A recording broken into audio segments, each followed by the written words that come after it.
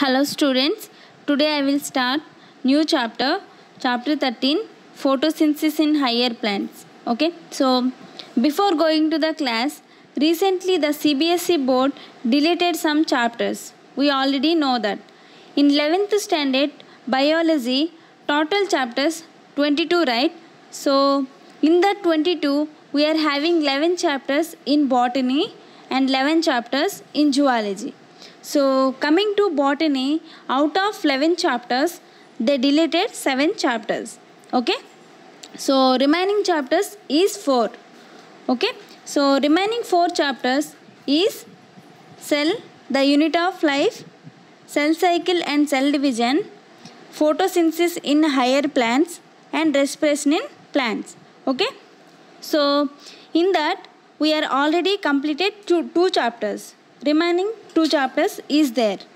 So today we are going to start new chapter 13, photosynthesis in higher plants.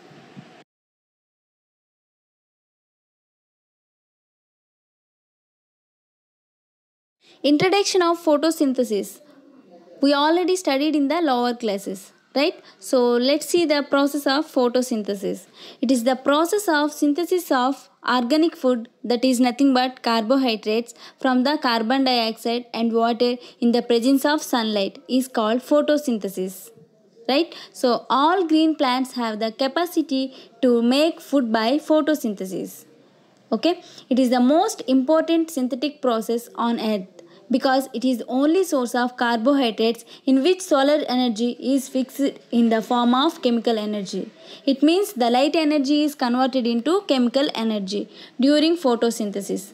The kinetic energy, it is nothing but light energy of the sunlight, is transformed into the chemical energy and stored in the carbohydrate molecules. Carbohydrate molecules is the food. Okay, so this chemical energy is used for the growth and sustenance of our biosphere. All animals, including human beings, depend on plants for their food.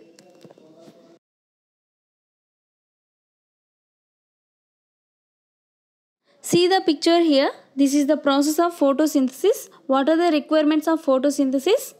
Water, carbon dioxide, and energy in the form of sunlight. Okay, so the plants will prepare their food by own. Okay, and oxygen released into the air.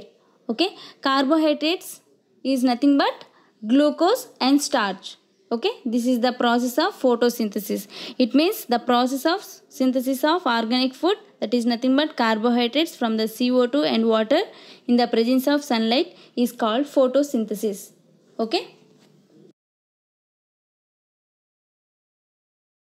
What do we know about photosynthesis? Photosynthesis is the natural physical process of the world on which the existence of life on earth depends. Okay, so the photosynthesis is the single most important biological process required for human existence. Okay, so what are the requirements of photosynthesis? Chlorophyll. Chlorophyll is nothing but green pigment present in the plants. Light we are getting from the sunlight, and carbon dioxide, okay, water are required for the photosynthesis.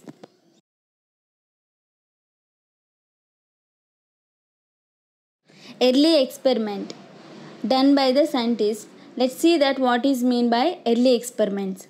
Joseph Priestley, in the year of 1774, he showed that plants have the ability to take up CO2 from the atmosphere and releases O2. It means plants will take the carbon dioxide and it will releases the fresh oxygen to the atmosphere, right? So he carried out an experiment. Joseph Priestley, he carried out an experiment. Let's see that experiment. What is the result of his experiment?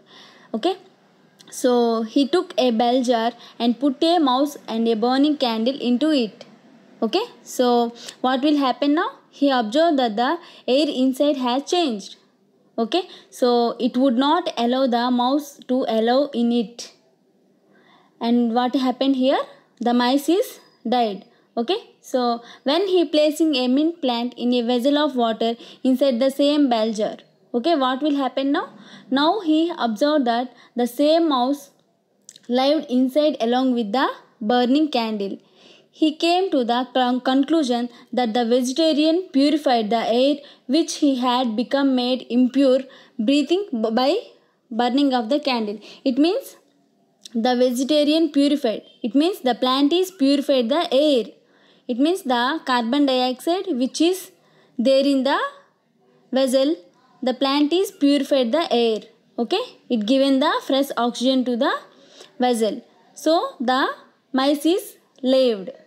Okay, so from his experiment, Priestley hypothesized that the plants restore to the air whatever breathing animals and burning candles will remove.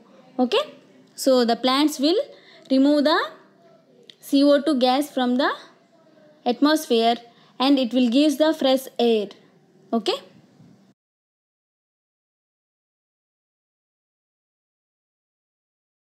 See the picture here.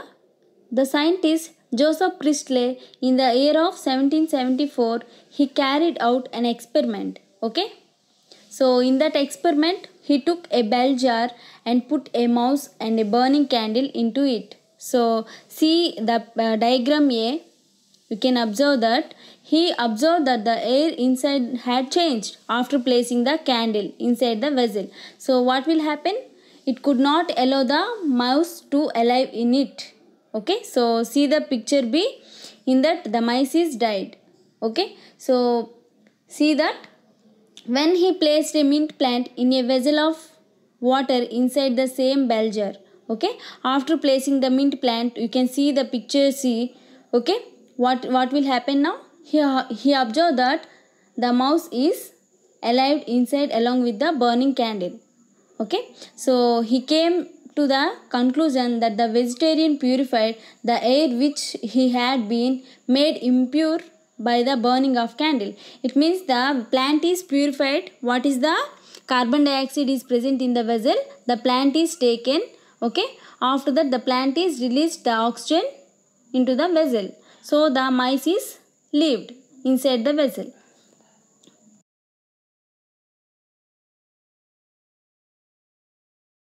Early experiments given by different scientists. Let's see that. Here, John Ingenhousz, he stated that green leaves give out dephlogisticated air. Okay, what is means of dephlogisticated air? Oxygen originally called dephlogisticated air. It means air rich in oxygen in presence of sunlight. Okay, so while in the absence of sunlight in dark mode, they give out phlogisticated air. It means air rich in carbon dioxide. Okay, it makes the air impure. Okay, so another scientist Julius von Suches, in the year of 1854, he discovered that the green plants synthesize glucose. Okay, it is usually in the form of store the energy as a starch. Okay.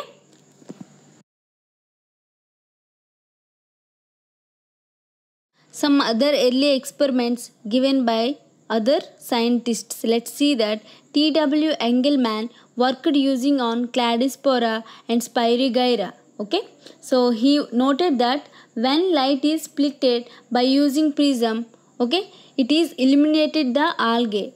It means the organisms separated in the blue and red regions. Aggregation is nothing but separation. Okay, so another scientist Von Neil, he has carried out experiments using green and purple sulfur bacteria. Okay, so he showed that nitrogen released from the suitable oxide compounds, it reduces the carbon dioxide to carbohydrates and also put forth that water in the source of oxygen in the process of photosynthesis. Where does photosynthesis takes place? In higher plants, chloroplast is semi-autonomous endosymbiont. What is means of endosymbiont? Organisms lives within the body with three membrane system. It is made up of three main parts. The chloroplast is made up of three main parts: envelope, matrix and thylakoid. Let's discuss one by one. Envelope. It is made up of outer membrane, porins, inner membrane. In between outer and inner membrane is called periplastidial space. Okay. So coming to second one, matrix, semi-fluid matrix known as stroma, which contain double-stranded circular DNA, 70S ribosomes, carboxylation enzyme that is nothing but Rubisco. What is full form of Rubisco? Ribulose, bisphosphate, carboxylase or oxygenase. Rubisco is the key enzyme in photosynthesis, catalyzing carbon dioxide fixation. Okay, so here another enzyme is there, PEP, carboxylase enzyme. What is means of PEP? Phosphoenol pyruvate carboxylase enzyme. Okay, and also it contains magnesium, chlorine and manganese, etc.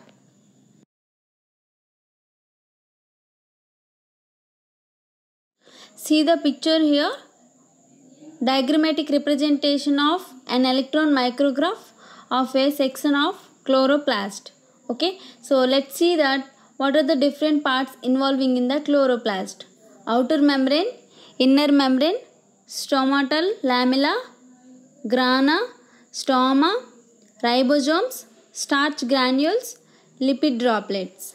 This is the diagrammatic representation of chloroplast. Thylakoid. This is the third main part of chloroplast. Okay, so thylakoid is membrane-lined flattened sac-like structure unit to form the grana. Each thylakoid in grana is known as grana thylakoid. Inside it contains the lumen for photolysis of water with the help of magnesium, manganese, chlorine, calcium, and number of electron carriers. Each grana interconnected with stomal lamella. Inside it contains free space called as front channel.